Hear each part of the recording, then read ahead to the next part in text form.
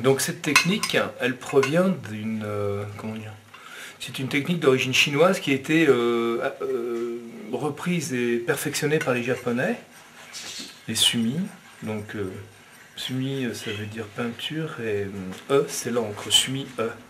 Donc en fait, j'ai pris la base du matériel de ces techniques, mais je ne sais pas de japonaiserie en fait. Hein, ce qui m'intéressait, c'était toute leur technique, leur matériel qui est si beau, qui est magnifique.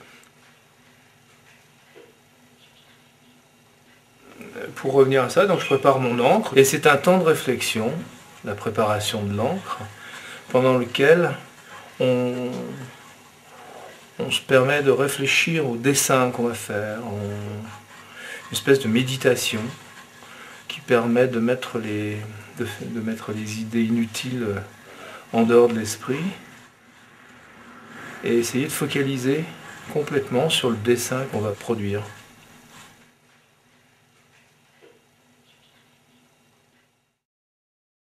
Donc là, je fais mes pages d'écriture, c'est-à-dire que j'utilise le cheval comme lettre, et ils sont dans n'importe quelle position, et à tout instant, je trouve des formes, j'entremêle.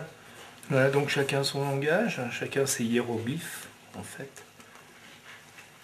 Alors, je suis sorti quand même de l'écriture cunéiforme, pour essayer d'arrondir la chose, et l'objet animal que représente le cheval me plaît beaucoup. Je m'appelle Philippe, ça doit être ça. C'est ami des chevaux, donc ça doit être ça, ça doit être de manière inconsciente et innée. On recherche une espèce de fluidité de l'encre.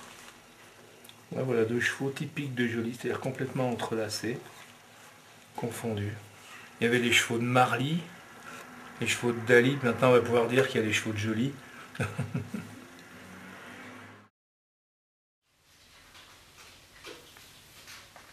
fait, je suis parti, le centre de cette toile, et je suis parti d'une licorne que j'ai fait en technique du sumi. Et puis, donc je l'ai marouflé sur la toile, j'ai peint autour. Donc là, le travail, mon boulot dans l'évolution de cette toile, je vais mettre je vais remplir de couleurs. Puis après, je reviendrai sur certaines couleurs, sur certaines formes. Voilà. Et après, souvent, je fais un petit réhaut à certains endroits. Cet art-là, du sumi, là, du dessin, pousse l'idée à être essentielle, ce qu'on appelle le trait essentiel. C'est-à-dire avec un seul trait, suggérer toute la pensée qu'on peut avoir.